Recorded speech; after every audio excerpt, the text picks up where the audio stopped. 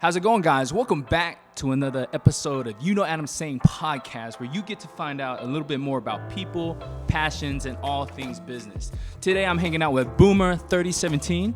Yo, what up? And also Cade. What's going on? Welcome to the show. So one by one, just kind of like give me a short intro of kind of like, you know, the music that you do and kind of like everything that you've been able to accomplish so far. Okay, so I'll go first. Typically like rap on trap beats, more like melodic style, more recently, as opposed to just like straight rapping. And I actually just did a song where it was just piano and I'm singing. So like I'm trying to diversify a lot of the sound and not just stick to one thing, because I know I can do a lot of different stuff, because I've even done like screamo tracks too. Okay. But yeah, just versatility is mainly my thing, and I feel like a lot of artists need that. Okay. And how about you, man? So I started recording in high school. Started recording with this man. So we go back. We lived in Athens together, up at UGA, and then lately, go Dogs. But lately we've just been grinding. I've just been trying to work more on, like he said, like we were rapping mostly, and now I'm just trying to get more of that club sound. That's cool. Just trying to get that like That's vibe. cool. So influences, like, so are you guys as a group or are you guys individual? Individuals for sure. Yeah. But we're partnered up on a lot of tracks. Okay. Yeah, facts. Got you. A lot of them. Got you. And then, so like influences that kind of like, you know, shine through the music. What are we listening to? You go first. I know I don't yours. know. We got like I was inspired a lot by Lil Wayne, like growing up. Like I don't know, just the way Wheezy? Yeah, just like the way he writes. Like I relate to that. That's how I write. So I use a lot of like metaphor, simile, stuff like he does. So I don't know. But yeah, he's probably my biggest, and then like Future, and you know, like that Atlanta sound. You know, a lot of influence from there. Very cool. I grew up listening to like Ellie Goulding and Kanye West and a lot of different stuff, like Sleeping with Sirens, Pierce the Veil, different, like mainly rock, rap, and EDM was like the main things when I was, and pop, like Britney Spears, Justin Timberlake. Shout out JT. Yeah. Between elementary and like high school, it was like mainly those three genres. And then once I graduated, it was more into like the trap sound that was emerging, like Future and probably like Splurge, stuff like that. TSF, shout out TSF. Speaker knockers. Yeah, speaker knockers for sure too. Definitely. So these it seems like there's a wide range, right? Like, so was music always kind of like a heartbeat inside of you? Like, what was that like? Oh yeah. Because when I was huge on like EDM, I started dancing first, like in high school, and I was like dancing in the pep rallies. I was doing the whole like robot shit. Oh, that's awesome. Yeah. Okay. Bro, were you part of a dance crew or? Not really. No, I just like made YouTube videos by myself, and he walked around just serving kids on the sidewalk. Yeah. You just got served. Yeah. That's but fun. yeah, music was always a thing for me. Like even in middle school, I started out playing trombone. Okay. And then once I got to high school, I started playing like all the brass instruments, trying all of them out: euphonium, trombone, trumpet, tuba, and I just loved music, man. All the extracurriculars with band, I did all of them. Yeah. So for you, you know, when you were kind of like going through that stage, it seems like you found dance as an outlet initially. Yeah. And then when did you find out that like, hey, like, you know, I'm actually also interested in, you know, producing music or writing music? Where did that connection happen? After I graduated, I was already like, I kind of had that dance, like I had my style and everything like kind of perfected to what I wanted and everything I wanted to learn at that point. So I was just like, all right, I know I can do this. And like I love listening to music, and I feel like I can make music too for sure. So I bought a little $50 mic and started making a couple songs. And then after I made like 4 or 5 songs, I was like, all right, I'm gonna buy a better mic and an audio interface and a computer to make the music by myself. So I don't know. Like, just wanting to do it, I guess. Yeah, just like the snowball effect. Yeah. How about for you? Like, what were you into in high school? Were you dancing and serving up He kids? he was serving kids at the football games. He would do the freestyle battles. Okay. Yeah, I was like, I started rapping in like 9th or 10th grade. Like I'd always just been like doodling stuff on my sheets, like of Novo paper and stuff, just like writing little rhymes. Sure. Stuff. And so I was like, man, maybe I should just start like writing songs. So I would just sit down and during class and just like write songs. And then I started freestyling like after school in the hallways and at football games and stuff. I don't know. I just started like rapping like through the school, like just at like events and making like hype songs. Shout out Stang Gang. Yeah, shout out the Stang Gang. What is that? Yeah, that's our high school mascot. So Oh, Stang. okay, Yeah. nice. He made a song called Stang Gang too. Yeah? Yeah, so I How was did it big. A lot of them did pretty well. Like they got pretty lit. Everybody would listen to them before the game, like ready. That's awesome. I would just make it about like the other school or something, like, or kind of incorporate the game and stuff. Well, so how, that's what got me how started. would you approach that? So was it like, was You just there a start beat flaming. You just start flaming the other team. You just like write down the bars and you go find the beat. That's Yeah. how I would do it. I would just like start writing down some stuff and then shout our players out and stuff so they'd be hyped. That's cool. Yeah, it's dope. So what happened to? Have you ever like taken a moment to look back on that music period of time, or Yeah, The oldest yeah, stuff, you guys yeah. it's like I'm proud, but like I don't know. It's like a little not embarrassing, but it's just like something you did in high school. Yeah. You look back, you're like, damn. You cringe a little bit at the old songs. Yeah, what's it like being an artist in this day and age? pain. Why?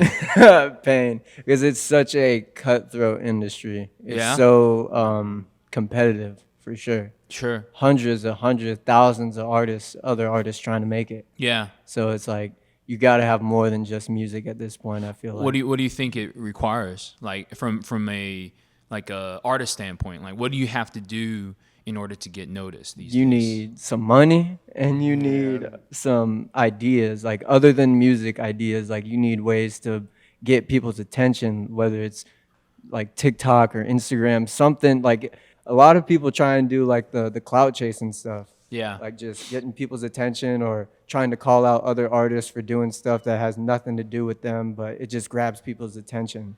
People like beef. Yeah, exactly. Beef sells. Exactly. Hate sales, all that. Even artists like I've seen like Sad Frosty and DC the Don, like they'll fake beef with each other just so people like the fans will choose sides. Yep. And then they'll be like, no, y'all should make more music together, and then they're just begging them to drop songs. So it's just, and it's with other groups too. So like from your guys' standpoint, I mean, how do you kind of like drink the Kool-Aid and try to figure out kind of like what your guys' angle is, or do you like what is the approach there? Because like I understand now there's so much noise, right? In this social media driven world that we live in now, it's like everything is about, okay, how much noise can you make? Mm-hmm. And so for you guys, like what is, how do you guys like plug into that, or would you say there's a plug in? That's something you just like figure out as you go and just keep chugging along, because you do have to make that content. You do have to like make that noise just to like be out there. But we're trying to find our role. I don't know. We're still like assembling. We're like, even though we've been doing this for years, it's like we're just now like getting started. It's like you never have it figured out, I guess. You just have to constantly evolve. I feel like personally we're pretty funny. So I feel like we can use that to our advantage and not have to play into all the Kool-Aid, like you said. Sure. We can just create separate content that just is funny and catches people's attention like that. So give me an example of how that music has like, has that humor in it. Is the music have the humor, or is it just the personality? Like, just the personality, like doing skits and just TikTok stuff. Like Yeah. just fun How's stuff it like looking on TikTok? And we just started, so it's Yeah? it's just getting started. Makes me feel old being on TikTok. Why? But I don't know. You don't do any It's of the just- dances? No. Come on, you guys have the dance side of it, right? Yeah, It's maybe. never too That's late. That's him. Right? I can't do the dances. You guys talking about like a strategic advantage, right? And I think that's kind of like a huge part of it, of how do you stand out? And in this day and age, you got to create that audience, right? It's everything, regardless of if you are in the music industry, regardless of if you are, doing stuff in terms of, restaurants, whatever business that you have, everything is driven by this phone, right? The phone that you have in your hands. Like So you see whole like companies like Wendy's and McDonald's, like their Twitters are just like curated to like be memes now. Like Yeah. for them to like clap back at each other or something, and it's just like there's no reason that, like, I don't know, that shouldn't be a thing, but it is, like, in today's world. It's Sure. just like how they create buzz, and that's just like what everyone's trying to do. So it's tough. So I mean, I'm sure with the podcast, you know how it is distributing. So it's, you just got to deliver like the good quality, like deliver you know, that people want, that genuine person they can relate to. What do you think is the biggest challenge that you guys face, like putting out music? I'd probably say it's tough doing it with just two people. Like as you try to start doing these big projects and stuff that we have planned, like in music videos and all that, you know, it just takes a lot of people, a lot of coordination, and you know, sometimes it just becomes a lot on being like an independent distributor and creator, and then, you know, And being able to fund it all Yeah. independently. But I mean, Chance proved it, right? He didn't sign with the label, but he was able to go like so far, right? With the stuff that he was doing. It's like, so what's the dream? Like, if you guys get to the end of the road of where you're going, what does that look like? Owning like 4 different businesses, one of them being real estate for sure, because you buy land, you own a lot. Okay, so we got real estate. What type Real of other? estate, a studio, want to build a studio for sure. I want to sign other artists that I believe in. Like Yeah. a lot of underground people that I've peeped. Like we've met a lot of artists coming up, and I've seen a lot of talent and potential in a lot of them too. So when you listen to music these days, do you hear I'm gonna call it market value? Like, are you able to identify, oh man, this track is going to go, or this track is not going to make it in the market? Can you tell? Yeah, So what does that sound like? What are you looking for? it's just got to sound good. Yeah. It's like it's got to match the beat. The beat's got to be good. That's the main thing. The beat is like 70% of what's the most important part of the track. Okay. Is all the sounds. And then your voice, it's like if it's mixed into the beat, then it don't even matter what you're saying. Just make it sound good. Yeah. So don't, like, the lyrics don't matter. Not anymore. They don't. No. That's crazy. Not anymore. They don't. That's I would wild. say, I guess it just varies from artist to artist.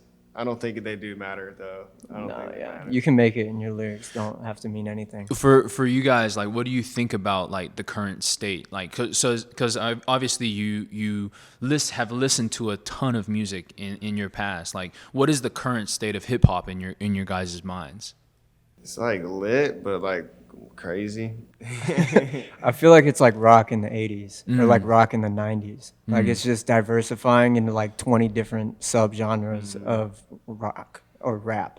Yeah. Like I there's think with there's the soft core rap, there's the boom bap rap, there's the lit rap, there's the club rap, there's the auto tune in your feels rap. There's all types of different stuff now. just goes back to like that evolution, like how we've evolved as artists, like the music, the genre, like rap will just keep evolving, building on itself and like changing.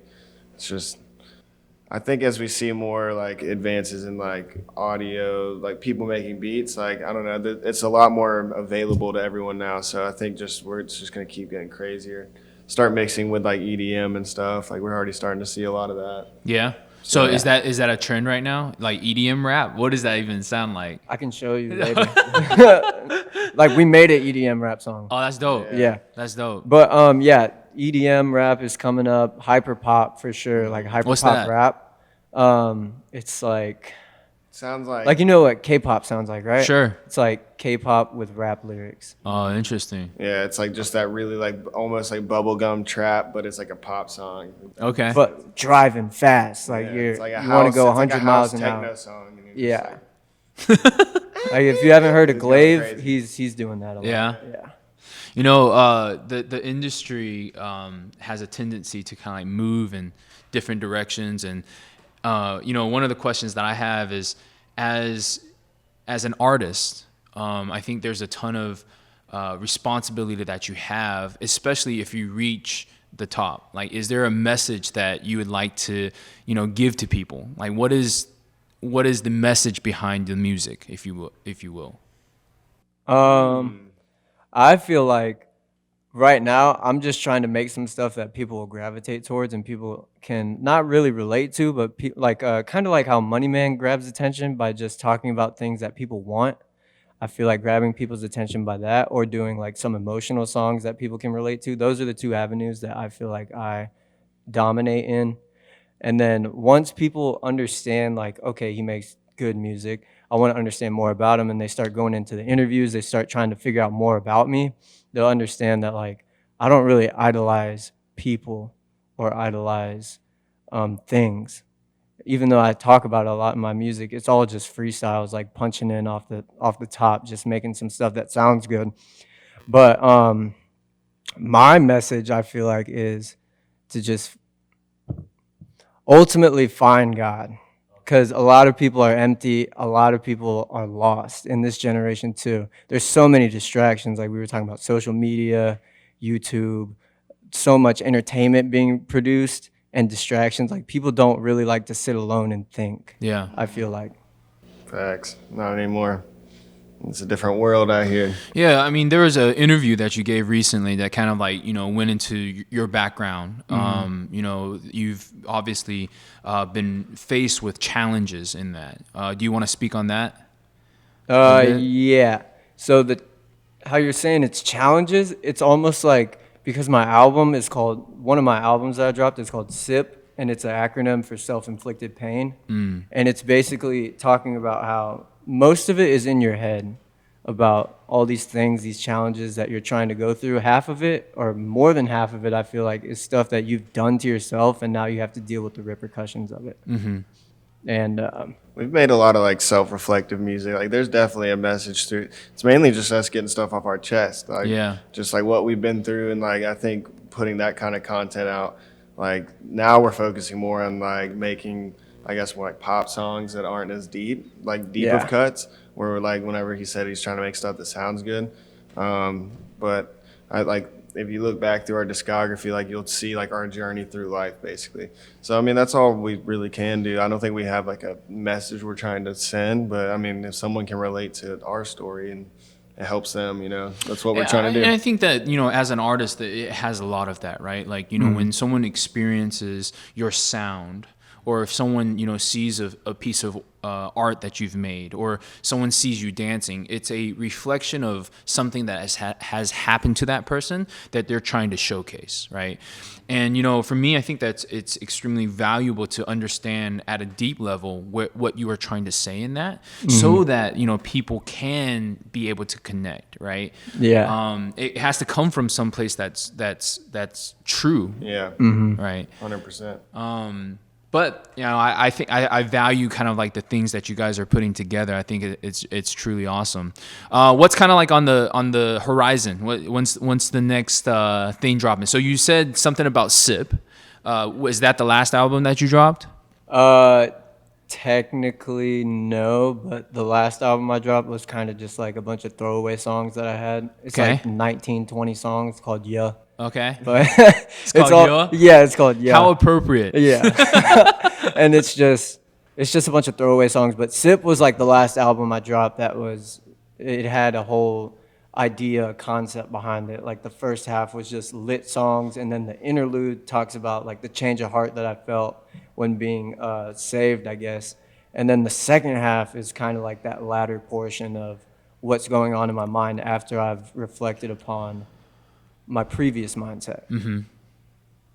But yeah, I got an album coming up. He's got a couple mixtapes and EPs coming. Yeah, we're cooking some stuff up. Yeah. I'll probably be dropping some singles here soon, some like club style stuff. Like, that's what I've been trying to make recently. So I think that's the direction I'm going in. So would you argue that even if your music is phenomenal, it needs something else besides that to get it into the ears of people? Yes. Yeah, definitely. 100%. And so for a club hit, like, how do you approach that? Do you like... That's a good question. I guess that's what I'm about to figure out. But I don't know, just like kind of shopping it around. I mean, as we've been making music, we've been meeting more and more people. So you just kind of got to network and put promotion behind the songs.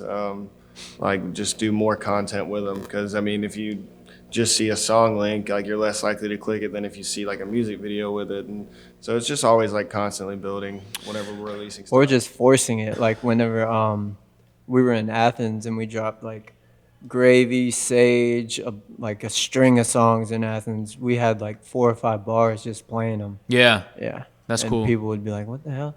And he would get up on the bar and just start rapping the songs. And people were like, that. who is that? What is this song? And then they just Shazam it. And then they're like, oh, shit. That's the thing I do miss about living in a city, like coming back here to more rural Savannah. Like it's a little harder to get in the downtown clubs here. I guess they kind of have like their people, and, you know, it's just like breaking. It's like we're having to break into a whole new scene because we were up in Athens and we had like our connections and places we could go where we were, I guess, known, if that makes sense. Sure. Like if I walk into a bar in Savannah, I don't know the manager, or the owner, or whoever. So it's definitely a struggle, but it's always interesting. The challenges are always like help you in the end. So is there what brought you back to this area as opposed to staying in Athens? Mm-hmm. Yeah, I graduated from school, so I was going to school up there, and he was just living up there making music with me. COVID. So, yeah. COVID. Yeah. COVID hit, and it was just like, all right, time to get out of here. Yeah. It wasn't like Every place I was working at shut down. And then all the students left, so I couldn't do my extracurricular activities. So I just dipped off. Yeah, COVID really shockwaved. Yeah. We had a bunch of shows actually planned during COVID. Oh, that sucks. Yeah, so like. Do you feel like you've lost momentum because of that? I mean, yeah, by definition, yeah. But I feel like it also has given me time to just like create more content, have it ready, and have more money to put behind it. So that way it's like, all right, he went in the hyperbolic time chamber, but now he's going to come out Super Saiyan 7. Yeah. So, yeah, it definitely made us lose because we had those shows and stuff. We had a string of like 4 shows that we were about to do. And, you know, that going from 4 shows to no shows is a lot of. I mean, that's gotta. Mm-hmm. It crushes your soul, but it's part of the industry, I guess, right? Yeah, that's why it's cutthroat. It's been interesting adapting though, like in this new environment. I guess a lot of stuff's going more digital, so we're just having to adapt to that. Yeah.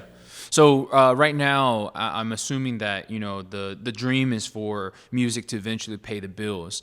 Outside of music, what do you guys work, or do you guys have part-time jobs? What do you guys handle? I work 2 jobs. Oh snap! Yeah. Starving artist, let's go. My first job, I'll build like screen enclosures around like pools and stuff. And then my second job is a part-time job at a hotel. So you just kind of like do that, and then on top of that, you still have to work on your music. So what does your schedule look like? So usually like a week, it'll just be straight work.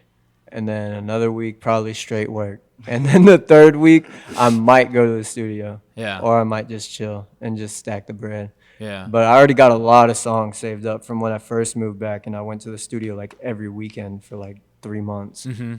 And then so like when you're doing that, like when you're working, is there ever a thought about like music, or do you ever catch a moment where it's like, oh man, I should write this down, or anything like that, or you just? No, I don't really write. I don't really write like that, but yeah, I think about music a lot. Like I'll play music. So you're listening to music while you're working. Mm-hmm. That's dope. Got to with the 2 jobs. You gotta be just. He's out there grinding. I run my own business though. So what do you do? I drop ship. Okay. So yeah, I just get to chill at home and work. That's nice. So it's a little nicer than what he's got, but he's stacking the cash a little faster. Talk to me about drop shipping. What's the structure of that? So I sell on Amazon. Okay. So I basically just go find products and flip them on Amazon. You're doing the flip. Yeah, it's all about the flip, the legal trap. So what's that look like? So you go in and I go into Walmart and I buy like 50 printers. Or like 100 dumbbells. I've seen this man's trunk full of dumbbells. Yeah, I've had my card weighed down with a bunch of different stuff. So it's interesting. You get a lot of weird looks checking out. People are like, what is he getting? What's he doing with 50 printers? Yeah, I'm shooting a music video, all right? Leave me alone. You feel like a baller though. You're like, let's go. Yeah. Run up a check. But nice. But then you make the money back. So how like what type of markup can you like do?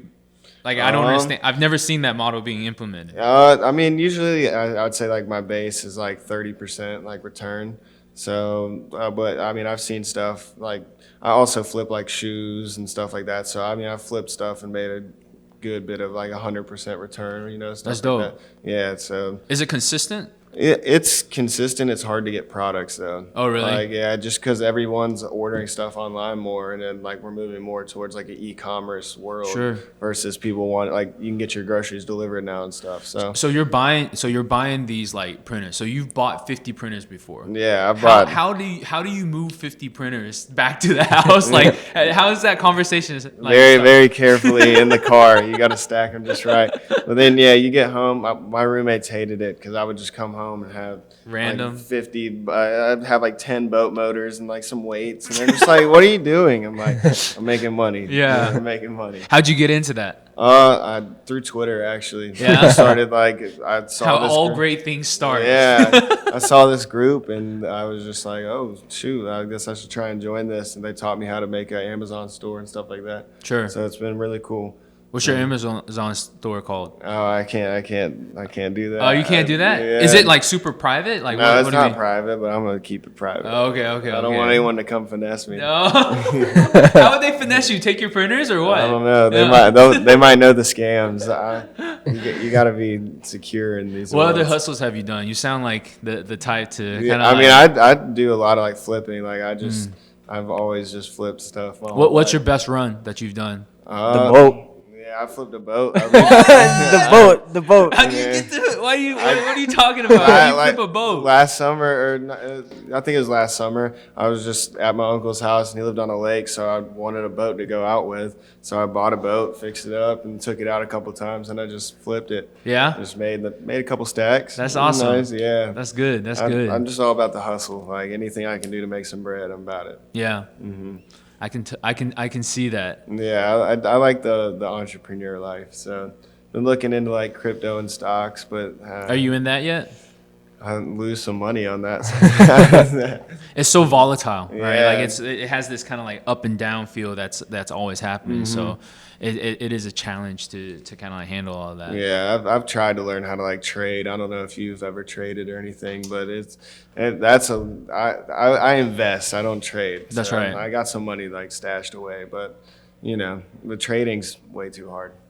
So one of the questions I have for you is like, if you had any advice for someone that was interested in, potentially getting into the music industry, what would you say to them? Focus on your sound first. Focus on making one good song, and then figure out how to market it. Do the technology marketing first, and then see how that goes, and then try and do like merch for it. Yeah. And then after you see either success or failure with it, assess it, and then go for round 2. And then once you got like 3 or 4 fire songs and you marketed them, then you should go and figure out venues, see if there's anything locally going on in your community. Is that an approach that you took? Somewhat. Yeah. It took me like 7, 8 songs before I made like 2 fire ones. Yeah. And then I was like, all right. Then, music videos too. Because it's just more content. That's right. But, yeah, it took me a lot of songs before I made like 4 or 5 really fire ones. And then people started actually like wanting to listen to them. And then we started trying to figure out like where can we perform. Yeah, definitely finding your sound first is like a must. You got to know what you sound like, and I don't know, you just got to have it down pat. Because if you never sit down and actually like hone in on the craft, you're not gonna have anything to market. Yeah. And so definitely finding that sound. Once you find the sound, then you can like start playing with it. Got to be good with the tool to use it. That's right. So. That's right. It's interesting, like in this day and age, we've seen, especially during this era of TikTok, we've seen these artists just like come from like nothing and literally just like blow up, right? And there's quite a few out there, and I think that having the ability to tell the story as well as like put out the sound as you guys are calling it is extremely important. It's kind of like the cornerstone of why these people are able to go as far as they do. We talked about a little bit about the dream earlier. For music, what do you think? Kind of like, what stage would you love to play on? Bobby Dodd, What's Bobby that? Dodd for Stadium. sure. Is that stadium? Yeah, Where at? that's Georgia Tech, right? Oh, Yeah. snap. I saw the Rolling Stones perform there live, and I just wanted to perform there every How since. many people does that It's so sit? beautiful. A lot. Yeah, Ton. lot. big old Thousands stadium. and thousands. Yeah. If I had to choose a stage, I don't know. I think like Red Rocks in Colorado would be really cool because it's just, I don't know if you've ever seen it. It's outside in the mountains and stuff. Like that would just be crazy. Do you guys go to music festivals at all? I have. I don't really. I haven't been to like a single performance that wasn't mine since I graduated. Oh, really? I go to a decent bit of live music. I like live music because you can always learn something from their performance and like take it home with you and just kind of get an idea like what you want to look like one day when you're up there. Yeah. You guys mentioned the shows earlier, right? Like that you guys had kind of like booked. What's the most memorable show that you guys played? We had one up in Athens right before I graduated. It was dope. We packed the house out. Like there was a good like 200 people in there. Oh, by the time. snap. We were the opener, so we had it like lit for the whole night. Like, we just got the vibe going, and it just like the other performers came up to us and dapped us up. And they're like, "Y'all got the vibe right. Let's get it." So Who are the other performers? Wicks and Roscoe Dash. Yeah. Oh, that's dope. Yeah. So How'd that feel? Fire. Yeah. We shot a music video for the performance too. Uh-huh. Yeah. yeah, it's Aquafina. It's out on YouTube. Go check it out. Yeah. But that was like we hadn't even released the song yet. And there were just people still like people that are our friends, like they already know all the words to the song and stuff. Sure. People are already still like so lit to the song. And Yeah. people come up to us, they're like, bruh, y'all are so damn fire. Like, what are y'all doing? They like 5 people came up to me, they're like, bro, what are you on? And I was like, what are you talking about? And they're like, bro, you do not blink when you're on stage. Like you staring at people just rapping a million miles an hour. And I'm like, bro, I'm just turned. I'm Yeah. just ready to go. It just like felt like we did our job, like we got the crowd lit, and like whenever you see the crowd reacting to you, like it's just a good feeling. Would you say that's been the most memorable moment of your artist career so far? I mean, as like an artist, I guess, because that is like a key moment, like rocking out your first like big show. We've had other shows like that, like in the past at like different parties and stuff. So it wasn't like, I guess, like mind blowing, but it definitely is like probably the biggest moment we've had. I liked meeting all the TSF. That shit was fire. That's one of the most memorable for me TSF. too. The Sauce Familia, Sauce Family. Okay. Sauce Waka Uwi. Uh-huh. Sauce Waka Peso, Rizzo, Vucci. They're a rap label out in Texas. We flew out there and did a song with Peso. How'd you guys get connected for that? That's dope. Yeah. He was doing, I'm pretty sure he was just doing like a deal on features, and then I just DM'd him and was like, yo, I'm trying to do the song, the music video as much as possible. And he was like, all right, bet. He said the price. We knocked the song out in like 20 minutes, sent it to him. And then I think like a day or two later, he sent it back and we were like, all right, bro, we got to master the song and just go. We got to go now. So what was transpired? Like you said, he sent it to you and then you sent it back. What is that? So we had the beat and we recorded on it. Then we sent it to him for him to lay his verse down. And Oh, send it back. Yeah, got yeah, it. yeah. And then we flew out to Houston like 2 weeks later. What was that like? It was crazy. The culture there is crazy. I like it. Is it different than Athens? Oh, for sure. Yeah. Oh, for Describe sure. that. What does it feel like? It's like wider than Atlanta, Okay. but not taller. Okay. That makes sense. Like the definitely- buildings are like flatter, You but it's so know- much more. You know you're in Texas. You're like, Uh-huh. this is Texas. Like if you just like teleported there and you looked around, you're like, I'm probably in Texas. Yeah.